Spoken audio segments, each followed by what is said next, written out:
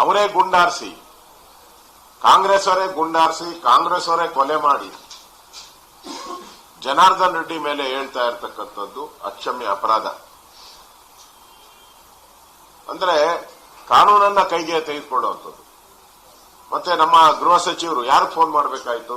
ಅಲ್ಲೇ ಆಗಿರೋದು ಜನಾರ್ದನ್ ರೆಡ್ಡಿ ಮೇಲೆ, ಗುಂಡಾರಿಸಿರೋದು ಜನಾರ್ದನ್ ರೆಡ್ಡಿನ ಕೊಲೆ ಮಾಡಬೇಕು ಅಂತೇಳಿ ಪ್ಲಾನ್ ಮಾಡಿ ಬಂದಿರುವಂಥದ್ದು.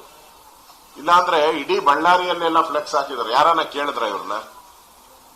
ಅವ್ರ ಕಾರ್ಯಕ್ರಮ ಎಲ್ಲಿ ಬೇಕಾದ್ರೂ ಹಾಕೊಳ್ಳಿ.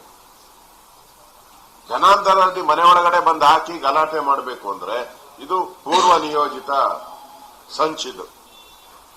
ಜನಾರ್ದನ್ ರೆಡ್ಡಿ ಮೇಲೆ ಹಲ್ಲೆ ಮಾಡಬೇಕು, ಅವ್ರನ್ನ ಹತ್ಯೆ ಮಾಡಬೇಕು ಅಂತೇಳಿ ಮಾಡಿರುವಂತ ಕುತಂತ್ರ ಇದು.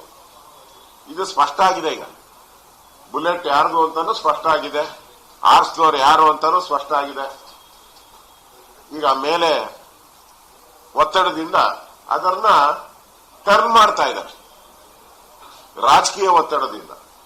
ಯಾಕೆ ಆಂಧ್ರದಲ್ಲಿ ಆಗ್ತಾ ಇತ್ತು ಕೊಲೆಗಳು, ರಕ್ತ ಚರಿತ್ರೆ, ಈಗ ಇಲ್ಲಿಂದನೂ ಫೋನ್ ಹೋಗಿದೆ ಅಂತ ನನಗೆ ಮಾಹಿತಿ. ಏನು ಅಂತಂದ್ರೆ miss fire,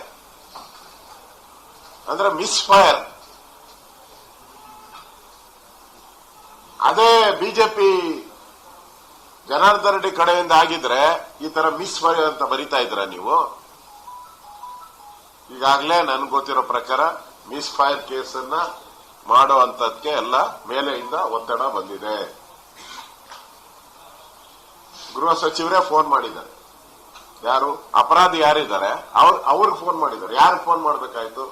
Janardhan Reddy phone ಮಾಡಿ ನಿನ್ಗೆಲ್ಲಾ ರೀತಿಯಾದಂತ ಸೆಕ್ಯೂರಿಟಿ ಕೊಡ್ತೀರಿ ಅಂತ ಹೇಳ್ಬೇಕಾಯ್ತು. ಅದು ಬಿಟ್ಬಿಟ್ಟು ಯಾರು ಗುಂಡಾರಿಸಿದಾರೋ ಅವ್ರ ಕಡೆಯವ್ರಿಗೆ ಫೋನ್ ಮಾಡಿ ಮಾಹಿತಿಯನ್ನ ತಗೊಂಡಿದ್ದಾರೆ.